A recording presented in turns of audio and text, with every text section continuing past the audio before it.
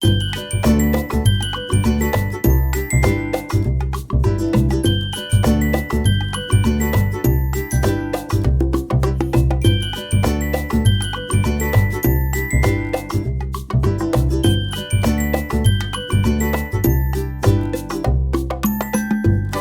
नमस्कार, मी नमिता पुन्हा एकदा स्वागत करते आपल्या सगळ्यांचं आपल्या यूट्यूब चॅनलवरती.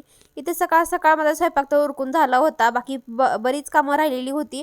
आणि ह्या चिऱ्यापिल्ल्यांचं लेकरांचं चालू होतं की मला हे खेळायला दे की ते खेळायला दे. इतका वेळ झाला नुसतं परेशान करून सोडलं होतं. आणि ह्या गाड्यांना बाहेर ठेवल्या ना की हे इतके परेशान करतात, नुसता आवाज आवाज आणि नुसतं डोकं हँग होऊन जातं. म्हणूनच ह्या गाड्या मी त्यांना काढून देत नव्हते. पण शेवटी नाईलाज झाला की मला एवढं पाठीमागं लागायले हे लेकरं, मला काही काम पण करू देईना. म्हणून परत मला लास्ट टाइमला हे सगळे गाड्या त्यांना काढून द्याव्याच लागल्या खेळण्यासाठी.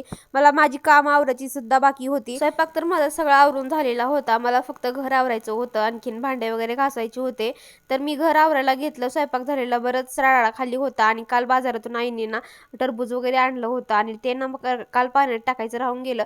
फ्रीजमध्ये ना ते व्यवस्थित राहत नाही, नुसता बर्फ चढतो. पाण्यात टाकलेलं टरबूज चांगलं राहतं आणि टेस्टला गोडही लागतं. म्हणून मी ते पाण्यामध्ये टाकलेलं आणि नंतर लगेचच हॉल पण साफ करायला घेतला. लेकरं घरात असतील ना तर एवढा सगळा राडा होऊन जातो. खेळणारी वस्तू एक घेतात पण त्याचा सगळा राडा करून सोडतात.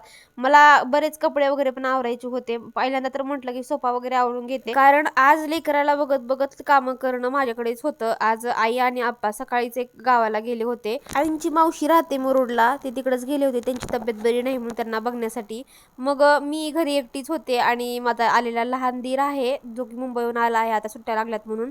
मग तो तर काय बाहेरच होता, पण मी आणि देवांशीच घरी होतो. आणि आता मला त्याला बघत कामं सगळी आवरायची होती. सोफा वगैरे आवरून घेतला, फडकून घेतला, कारण घरात जरी सोफा असला ना रस्त्यापासून आतमध्ये आहे भरपूर रूम मध्ये सोफा, तरी सुद्धा खूप जास्त धूळ येते. खिडक्या वगैरे उघड्या राहतात आणि समोर सगळा धुळीनं किंवा वारा वगैरे आला ना की सगळी माती घरात येते. त्याच्यामुळं हा सोफा सुद्धा मला फडकून घ्यायचा राहिला होता. मग रोजच्या कामामध्ये तर होत नाही आणि मला आज होता वेळ म्हणून म्हटलं की आजच घेते सगळं साफ करून. सोफा फडकून घेतला आणि घर वगैरे सगळी झाडून घ्यायची राहिलेली होती. तेवढ्यामध्ये हे प्रणव आले होते. हेच आहे माझा लहान दीर जो की मुंबईवर आलेला आहे. आणि तो आला होता. वंदना मामीनी काही मला वाटण काढून द्यायचं होतं, त्यांचं मिक्सर खराब झाले म्हणून. मग तेच मी त्यांना वाटण काढून देण्यासाठी ते घेऊन आले होते. माझं आधीच घर वगैरे सगळी झाडून घेतली आणि त्यांना वाटण काढून दिलं. आता भांडे घासून सगळे झाले होते माझे, फक्त कपडे घालायचे राहिले होते. आणि शक्यतो ना मी लवकरच सगळे काम आवरून घ्यायचा प्रयत्न करत असते, कारण ऊन पडल्यानंतर मला खूप जास्त कंटाळा येतो काम करण्याचा. त्यासाठीच मी सगळी कामं लवकर उरकून घेत असते. आणि आज मला मोमोज बनवायचं होते. तसं तर मी ह्याच्या आधी एकदा ट्राय केले होते, पण ते मी आणि माझ्या जाऊबाईने दोघींनी मिळून बनवले होते. मग तिने सगळं बनवलं होतं, मी फक्त तिला ना शेप देऊ लागले होते मोमोजचा. मग ह्या वेळेस मी स्वतः बनवणार होते एकटीने, म्हणून मी इथं सगळ्या भाज्या वगैरे घेतल्या आणि कट करायला. कोबी घेतली होती छोटी अशी चिरण्यासाठी, पण खूप वेळ लागायला लागला म्हणून मग मी खिसणीच खिसून घेतला. कांद्याची पात, आलं लसूण पेस्ट, कांदा, हिरवी मिरची आणि कोथिंबीर हे सगळं चिरून घेतलं होतं. आता म्हटलं की पहिल्यांदा तरी मोमोज बनवण्यासाठी मैद्याचं पीठ मळून घ्यावं. मोमोजसाठी मैद्याचं पीठ घेतलं आहे, त्याच्यामध्ये थोडंसं चवीपुरतं मीठ आणि थोडंसं तेल टाकून ना ते मी आधी मिक्स करून घेतलं आणि नंतर पाण्याने त्याची कणिक मळून घ्यायची आहे. कणिक जास्त पातळ नाही झाली पाहिजे, जरा घट्ट अशी मळून घ्यायची, जेणेकरून आपल्याला त्याच्या छोट्या छोट्या पुऱ्या लाटून घ्यायच्या आहेत. आणि छान घट्ट मळून घ्यायची आणि ती ना थोड्या वेळासाठी रेस्ट व्हायला ठेवून द्यायची, कारण जेव्हा आपल्याला पीठ मुरतं त्यावेळेस त्याच्या पुऱ्या छान होतात. आणि आपल्याला ते आपण बनवलेलं स्टफिंग सगळं ह्याच्यामध्ये भरायचं आहे. तर माझी इथं कणिक मळून झाली होती आणि मी ते ना थोड्या वेळ रेस्ट होण्यासाठी ठेवून दिली. म्हटलं बघूयात नंतर कसं होतात. तसं खाणारं कोण असेल ना आवडीने तर बनवायला खूप छान वाटतं. आणि तशात माझ्या नवऱ्याला असे जे फास्ट फूडचे पदार्थ राहतात त्यांना खायला आवडत नाहीत. याच्यामध्ये ना सॉसेस वगैरे मी यूज केलेले आहेत, त्याच्यामुळे ते असे पदार्थ खातच नाहीत. आता दीर आलेला आहे माझा लहान, आणि तो आणि मी दोघेही फूडी आहोत. दोघांनाही फास्ट फूड आवडतं खायला, म्हणूनच मी बनवायला घेतले होते. तर मी इकडं तेलामध्ये हिरवी मिरची आणि कांदा टाकून पहिल्यांदा परतून घेतलं.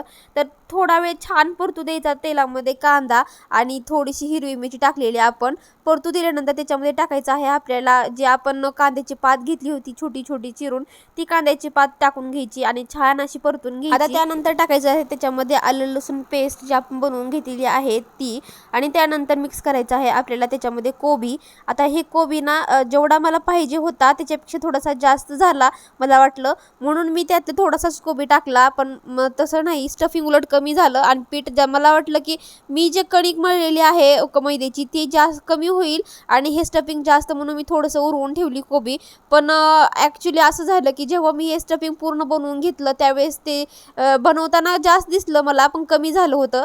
नंतर त्याच्यामध्ये थोडंसं मीठ ॲड केलं आणि मिठानंतर मिक्स केल्यानंतर थोडीशी कोथिंबीर टाकली, हिरवी कोथिंबीर टाकून मस्त मिक्स करून घेतलं. आता ह्याच्यामध्ये थोडेसे मी ना सॉसेस यूज करणार आहे. आता कोणी टाकतं किंवा नाही टाकत ही ज्याची त्याची रेसिपी झाली. आता मी तर ह्याच्यामध्ये सॉस यूज करणार आहे. आता माझ्याकडे गाजर नव्हतं म्हणून गाजर मी स्किप केलेलं आहे. आता कसं असतं आमच्या गावाकडे ना बऱ्याच भाज्या येत नाहीत, जे आजूबाजूच्या गावला जे भाज्या पिकतात तेच आमच्या बाजार भरत असतो. शहरामध्ये लांबून लांबून भाज्या ट्रकनी किंवा कंटेनरनी येतात, त्याच्यामुळं ना त्यांना सगळ्या भाज्या अवेलेबल आणि लगेचच भेटून जातात. पण आम्हाला गावाकडे ना जास्त तरी भाज्या भेटत नाहीत, जेवढ्या रानामध्ये गावरान भेटतात तेवढ्याच.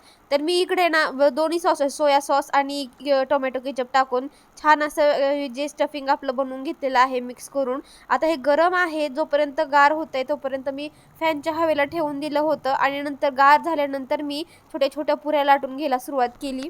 आता मी ह्या कणकीला आणखीन एकदा मळून घेतलं होतं आणि त्याच्या छोट्या छोट्या लाट्या करून ना त्याची छोट्या पुऱ्या बनवून घेतल्या आणि जेवढी त्या पुरेमध्ये स्टफिंग बसल तेवढंच मी ॲड केलं आणि दोन्ही साईडली ना पाणी ॲड केलेलं आहे, ज्याच्याकरून का नाही पाणी साईडनी लावलं का नाही जे आपण ज्या कळ्या बनवून त्याला चिटकवणार आहे ते निघणार नाही. तर मी अशा छोट्या छोट्या कळ्या एका साईडनी आणि एका साईडनी जोडत गेले. तर मोमोज आकार पहिल्या 2-3 मोमोजला माझ्या आला नाही, पण नंतर नंतर जसे मी मोमोज बनवायला घेतले ना तसे तसे मला ते आकार जमले. तर तुम्हाला मी पुढे दाखवतेच की ते मोमोज कसे झाले होते. तर इथं मी सगळे माझे मोमोज बनवून तयार झालेले होते, तुम्ही बघू शकता, आणि खूप जास्त झाले होते. उलट त्यातली थोडीशी कणिक अर्धी उरली होती माझी आणि मला स्टफिंग कमी पण पडलं. मग नंतर मी हे उकडण्यासाठी ना एक चाळणी घेतली, त्या चाळणीला तेल लावलं आणि एक एक करून सगळे मोमोज ह्याच्यामध्ये ठेवून दिले. आता 2-3 मोमोज उरत होते, पण मी म्हटलं की ठीक आहे 2-3 साठी कशाला आणखीन उकळायचे, म्हणून वरीत ती 2-3 ठेवून दिले आणि नंतर त्याच्यावर ना झाकून ठेवून दिलं. एक 15 मिनिट मी ना त्याला चांगलं वाफलवून घेतलं आणि इतके छान वाफले होते ना ते, स्टीम मोमोज झाले होते हे. आता मस्त हे स्टीम होऊन झाल्यानंतर मी ना हे काढायचा प्रयत्न केला, पण खूप जास्त गरम होते, हे मला पोळायला लागले, म्हणून मी म्हटलं का आता नंतर गार झाल्यानंतर हे काढून घेते. आणि खरंच सांगते एवढे दिसायला छान दिसत होते, एकदम असं होतं बाहेरचेच काही की. तर मी ह्याला ना एक एक करून बाहेरला काढले ज्यावेळेस थंड झाले आणि त्यावेळेस मस्त टोमॅटो केचप सोबत ना एन्जॉय केले. ही रेसिपी माझी स्वतःची आहे, मी ना यूट्यूबला वगैरे नाही बघितलेली, तर त्याच्यामुळे मला जसे हवी आहे मी तशी बनवली आहे. तर तुम्ही प्लीज या रेसिपीविषयी तरी काय असं म्हणू नका की ही रेसिपी चुकीची आहे. जसं मला आवडतं किंवा जशी माझी पर्सनल रेसिपी आहे म्हणून मी तुमच्यासोबत शेअर केली. एकदा तुम्ही सुद्धा नक्की ट्राय करा आणि मला नक्की कमेंट करून सांगा ही कशी झालेली आहे. भेटू नेक्स्ट ब्लॉगमध्ये.